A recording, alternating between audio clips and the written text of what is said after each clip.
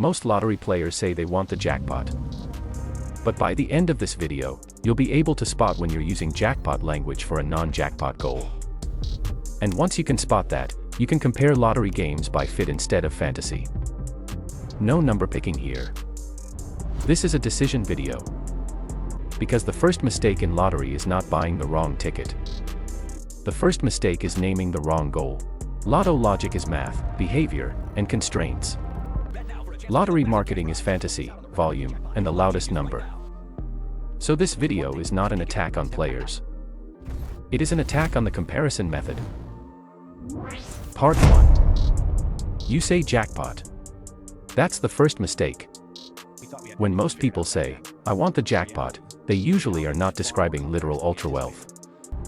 They're describing relief. Maybe they mean clearing $28,000 of credit card debt. Maybe they mean finally putting together a down payment. Maybe they mean 12 months of breathing room so they can leave a job that is crushing them. Maybe they mean a family emergency buffer big enough that one bad month does not become a disaster. That is not really a jackpot goal. That is a practical target wearing jackpot language. And if that is your real target, then jackpot versus jackpot is already the wrong comparison.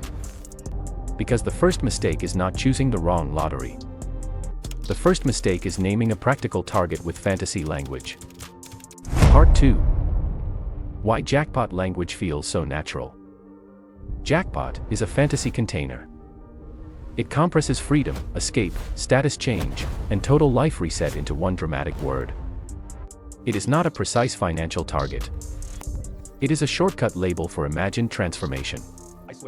It is easier to say, I want the jackpot, than to say, I want enough money to stop waking up stressed about rent, debt, and work. It is like saying, I want to be rich, when what you really mean is, I want my life to stop feeling tight all the time. And lottery systems are built to make that shortcut feel obvious. The giant number becomes the anchor. Winner stories become the examples you remember. The fantasy becomes easier to feel than the probability is to understand. Picture a huge glowing word, jackpot, covering smaller notes underneath it. Debt, rent, time, buffer, down payment. That is how this works psychologically. The big word hides the real target. And that lines up with anchoring, availability, optimism bias, framing, and the possibility effect. So if your brain is chasing a feeling, it will often call that feeling a plan. Part 3. What players usually want instead. Most real financial targets are lower, narrower, and more functional than jackpot language suggests. They usually cluster into 4 layers. Debt relief. Breathing room. A major life upgrade. And only sometimes, permanent freedom. Debt relief means the credit card balance is gone, the student loan is gone, or the mortgage pressure drops. Breathing room means 6 months or a year where bills are covered and panic goes down. A major life upgrade might mean moving to a safer neighborhood, replacing a failing car, or funding better schooling for your kids. And only the last layer, permanent freedom, really points to true jackpot territory. For most ordinary players, the first 3 show up far more often than the 4th. That means many players are not truly targeting a top-tier outcome. They are targeting relief from financial pressure. The real desire is often not infinite wealth. It is an end to feeling trapped. So a smaller, usable win may actually match your real goal better than the loudest dream you can imagine. A jackpot is unlimited fantasy. A usable prize is the exact amount that lets you breathe again. Part 4. Lottery design already knows this. Lottery design already reveals the gap between what players say and what they actually need. The jackpot grabs attention. But the layers underneath maintain engagement. If players truly cared only about the top prize, lottery systems would not need so much structure below it. But they do. Because small wins reduce the feeling of total loss. A $5 hit or a money-back result does not make you rich, but it softens the pain of pure loss.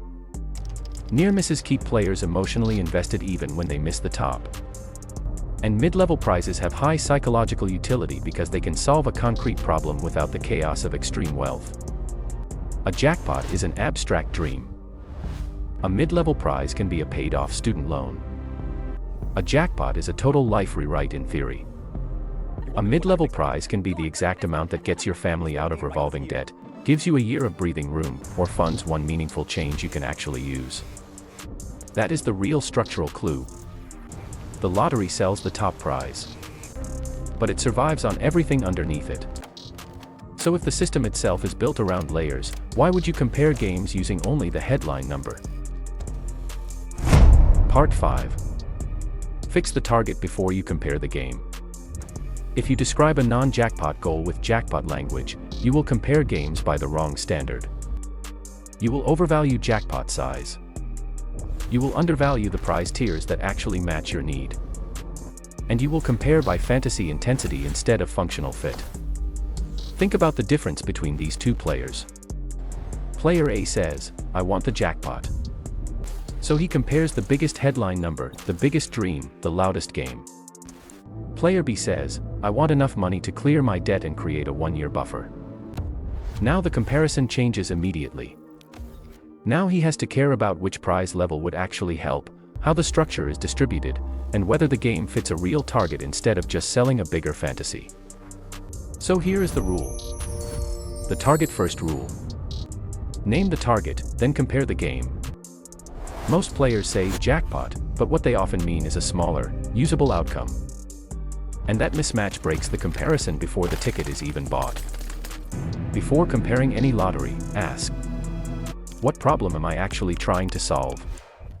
What prize level would actually change my life? Am I naming a fantasy, or naming a usable target? Am I comparing dream value, or real-life fit? The right method is not compare first, define later. Fix the target first. The first mistake is not buying the wrong lottery.